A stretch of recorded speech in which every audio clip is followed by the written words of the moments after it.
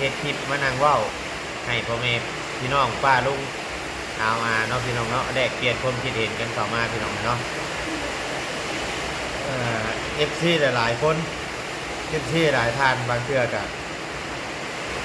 เพิ่นก็อยากให้บ่เวียงเอ้ยว่าเนาะชื่อหยังสักอย่างแน่ว่าเข้าไปให้ทางพอตู้แม่ตู้เพิ่นดีใจก่อนแน่ว่าเนาะอันนี้ก็บ่เวียงก็ขอแจ้งFC ไว้เด้อพี่น้องเนาะยังบ่ถึงเวลาพี่น้องเนาะยังบ่ถึงเวลาให้ใจเย็นๆพี่น้องเนาะเฮ็ดหยังก็ค่อยเป็นค่อยไปนี่คือ FC ฮู้กันที่ผ่านมาเนี่ยพี่น้องการสร้างบ้านสร้างเรือนนี่มันโมเมนต์เรื่องง่ายเดี๋ยวมันกับบได้เร็วไว้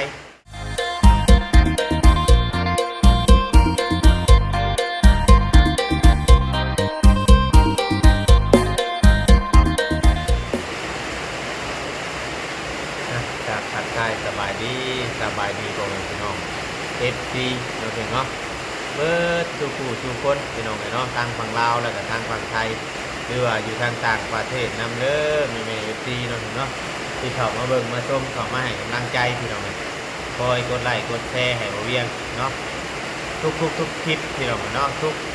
เมื่อเนาะพี่น้องเนาะที่เข้ามาเบิ่งมาชมเข้ามาได้เปลี่ยนความคิดเห็นเนาะแชร์ประสบการณ์พี่น้องเนาะแล้วก็ขอบคุณขอบใจแม่ๆเด้อที่ว่านั่นใช่เนาะว่ายังอาจจะบ่ค่อยได้ยินพี่น้องเลยเพราะว่าเนาะทางเงาพี่น้องฝนตกพี่น้องเลยฝนตกย่ำแดงฝนตกย่ำแดงมาพูดว่าจะออกไปถ่ายคลิปได้บ่เราพี่เนาะ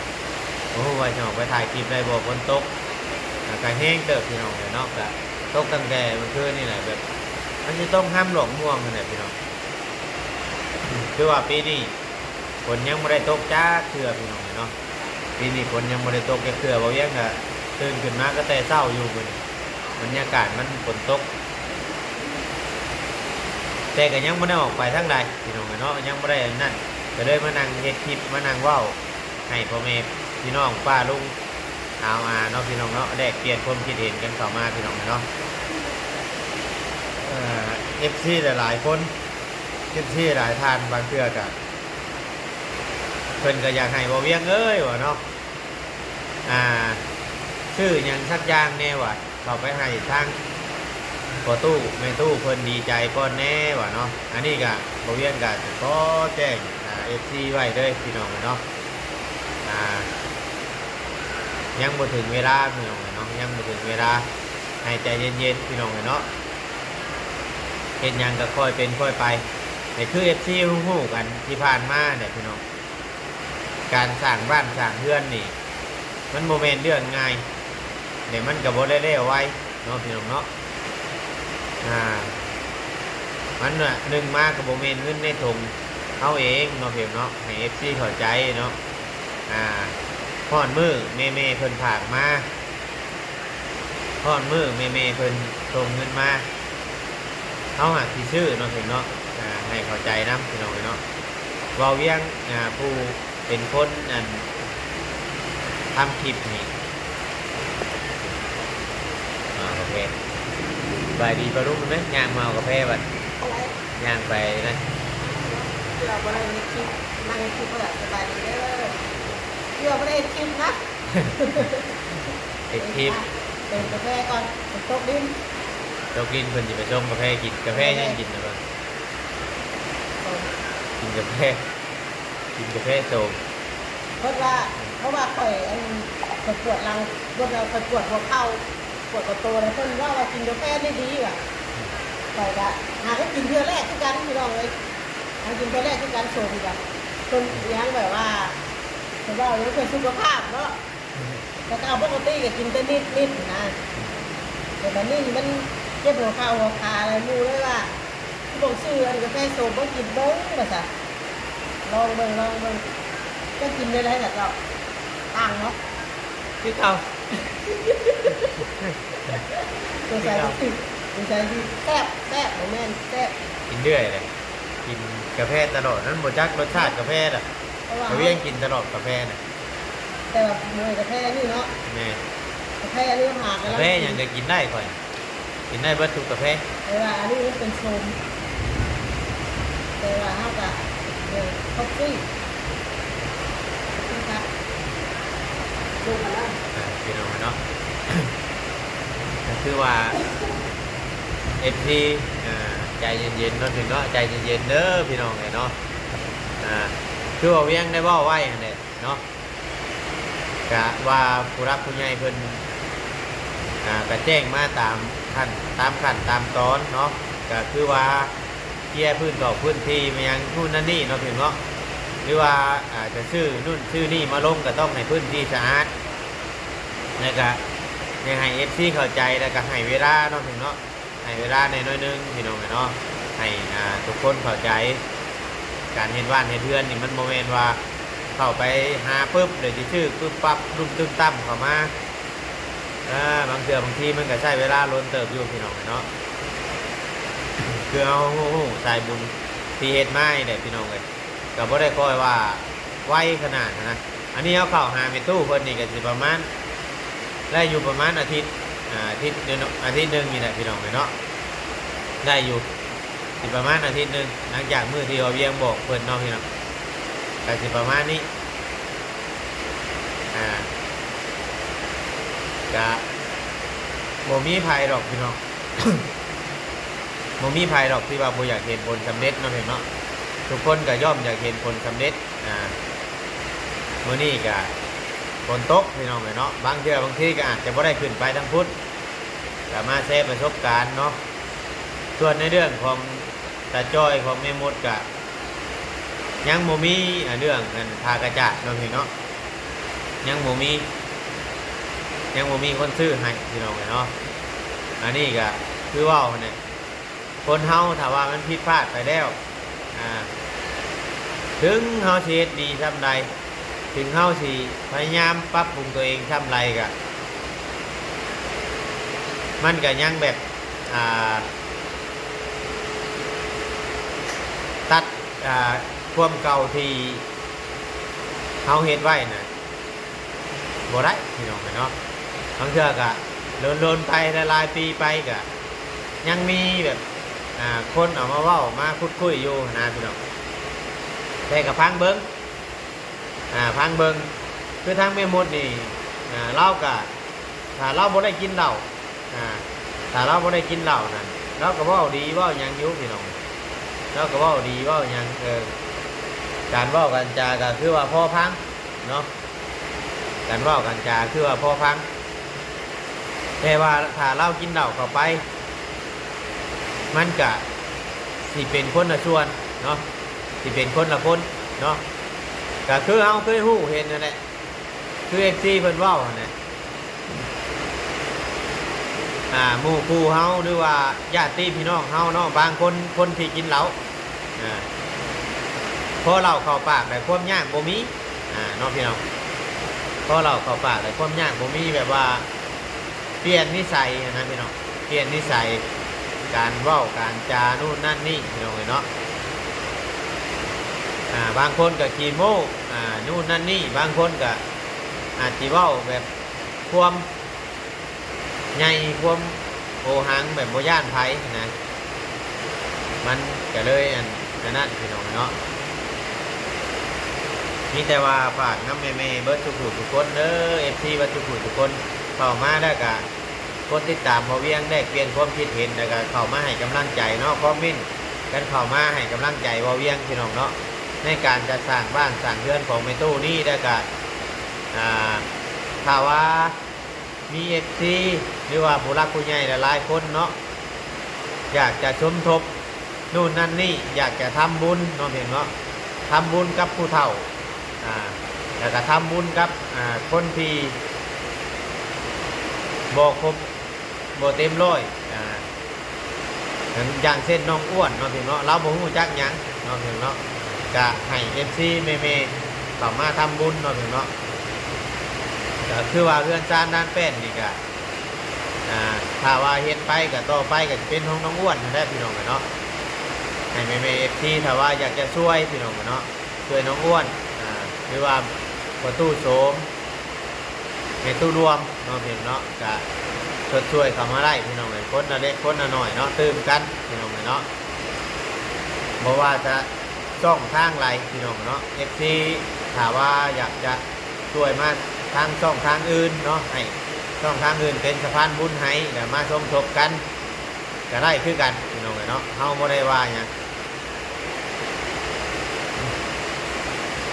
มีแต่ว่าให้ FC เข้าใจในเรื่องการเฮ็ดเวียกเฮ็ดงานเงิน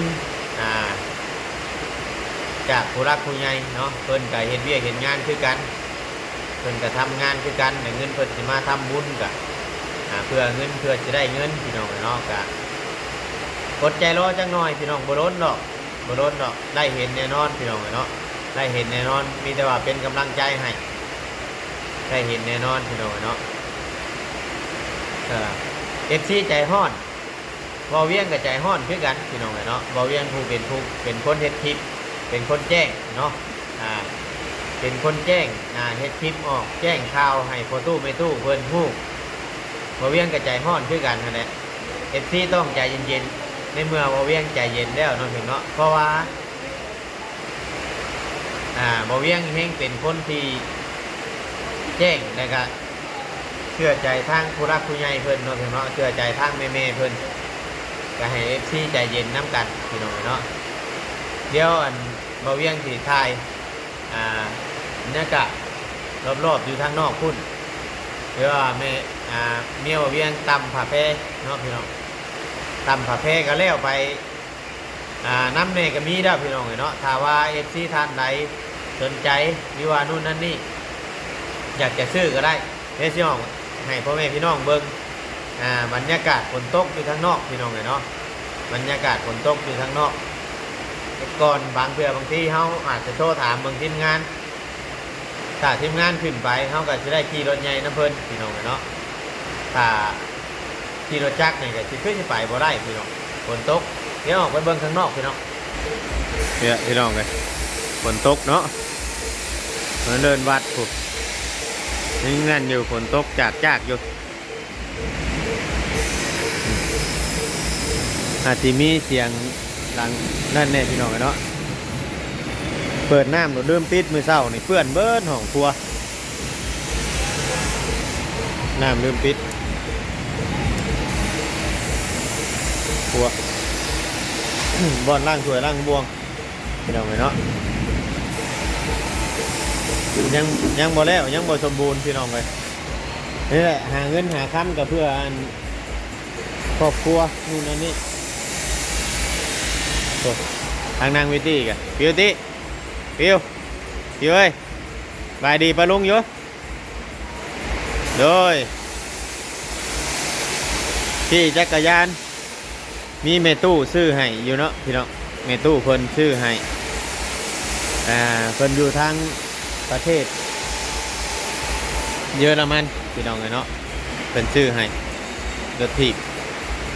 พี่เบิ่งโต๊ะได้ลูกเบิ่งโต๊ะได้เบิ่งโต๊ะเลยขี่มาพี่ขี่มาพ่อพี่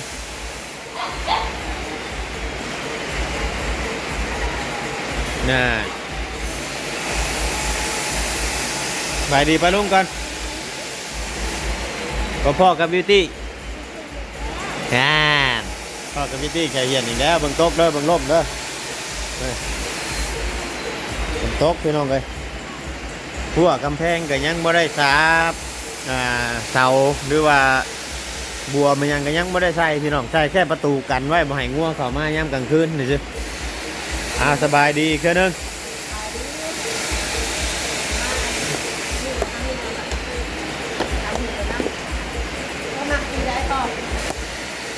ฮะใส่สีได้สักก่อนอันนี้แบบเป็นบอลผลิตแพเลือกแต่เฮาจะเอาบ่นั่งไล่บน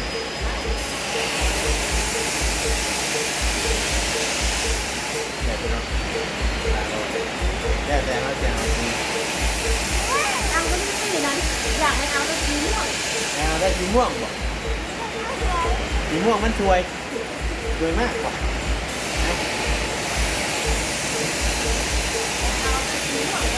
สีม่วงสวยมากลงมันก่อนจะออกมันในการบ้านเองได้เมียเถ่าได้เหมือนก่อน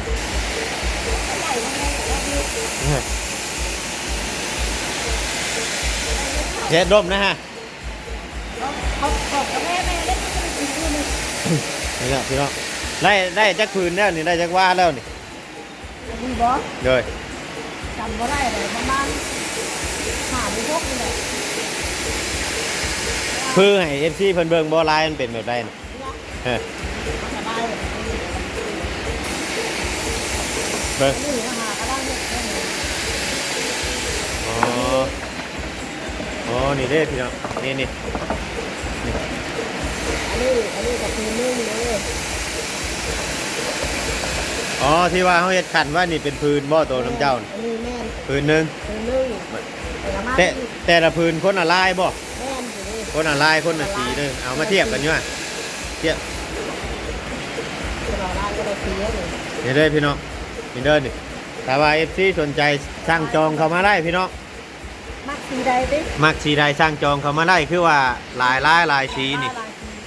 เพราะว่าเพิ่นตำไปเพิ่นเฮ็ดเป็นขันเฮ็ดเป็นสีแต่ก็มีแต่ว่าฮู้เอาฮู้เฮ็ดนั่นแหละพี่น้องอยากได้แบบไหนแต่ว่าตัวนี้นะที่เป็นพื้นละ100เนาะพื้นละ100 บาทตัวนี้เพราะว่าลายมันแพงพี่น้องเอ้ยลายมันแพงแต่ว่าถ้าเป็นตัวใหญ่ก็สิประมาณ130หรือว่า150มันสิอันนี้น้อยชุดบ่ตัวนี้นะน้อยชุดตัวนี้นะสูงแพงสูงชุดนะประมาณ150ตัวใหญ่ๆเนาะแบบแพตาโลเขานุ่งไล่เนาะ ช่างนี่กับว่าตาโร่ใหญ่ได้บัดนี้ อ๋อได้วันนี้ได้จะผลิตตัวใหญ่ออกมาอันนี้ ได้โชคสร้างเลยนะ อันนี้คือว่าถ่ายบางเถื่อบางทีมีผู้ใหญ่หรือว่ามี FC อุดหนุนพี่น้องเนาะพอได้เงินชื่อนุ่มชื่อจูให้ลูกนี่แหละพี่น้องเนาะชื่อน้ำมันรถนี่แหละเนาะพี่เนาะแม่นบ่ลูก เอาเบตามได้เราจะดีใจเบนี่นึกได้บัดนี้เบตามได้เลย ป้อนให้ป้าลุงเพิ่นเบิ่งอยู่ป้อนได้ไหม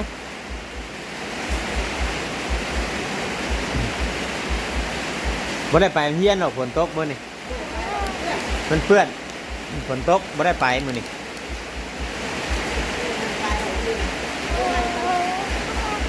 พื้นบ่ได้ไปเฮียนบัดพื้นบัดไปว่าไปเฮียนอยู่หลานนูไปผักไปเด็กว่าไม่ได้อยากไปแล้วอยากไปเยอะนี่ไม่ส่งนะถึงบ่มีรถจักรมันบ่มีรถไปส่งรถจักรคันเดียวพ่อเอาไปถ่ายคลิปแล้วก็แล้วแต่ก็เลยบ่ได้ไปส่งที่จริงก็ไปส่งถ้าไปส่งอยู่พุ่นน่ะค่ำแล้วเขาจังไปเอาแบบนี้นะพี่น้องฮอดเวลาเพิ่นเลิกแล้วเขาจังไปเอาคือลูกเขาบ่เล่าอีกนะมันมีรถไหนก็แน่นึงมากอะเงินมันยังเฮางบประมาณเฮามันยังบ่เพียงพอมีรถมีรางนู่นนั่นนี่แหละจังไปเฮียนอยู่ซิโนพี่น้องเนาะอันนี้ก่อนออกไปถ่ายคลิปข้างนอกทางเบิ่งผลเช้าพี่น้องถ้าว่าหมู่ครูทีมงานไปบ่าวเวียงก็อาจจะได้ขี่ไปน้ำเพิ่นเนาะพี่น้องเนาะอาจจะได้ขี่ไปน้ำเพิ่นว่าตอนนี้มาถ่ายให้พ่อแม่พี่น้องเบิ่งคือว่าสิชื่อพื้มตัวนี้ใหม่บ่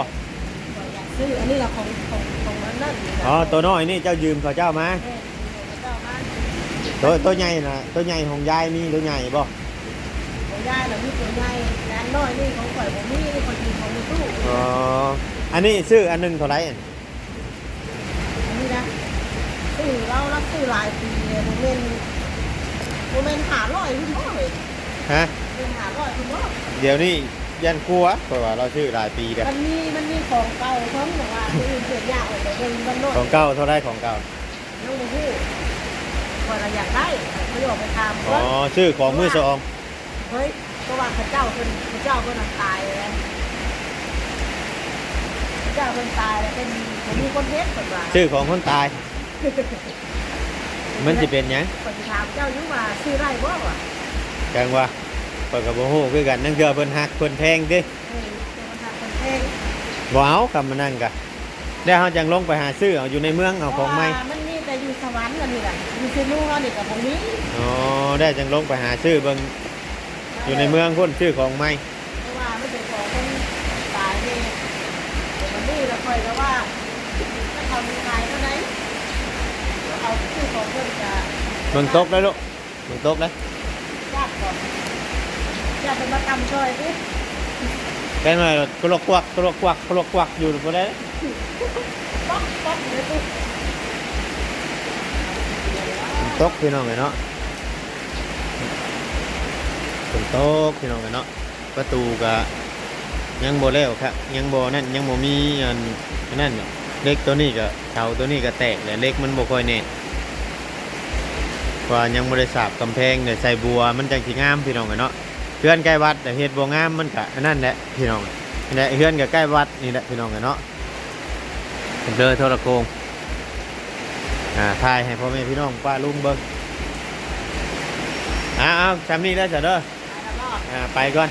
วันที่สอนตั้งอยู่ช่วง รอให้เจ้าเป็นผู้เดียวก็พอแล้วค่อยไปหาใต้คลิปก็อันนั้นแหละ สบายดีเด้อเนาะ โดยเอาพี่น้องเบิ่งนี่มันเฮ็ดหลังคาบ่วิดเฮ็ดหลังคาบ่วิดเฮือนน่ะพื้นที่ยังเปียกคือเก่ายังออกตากฝนนะลูก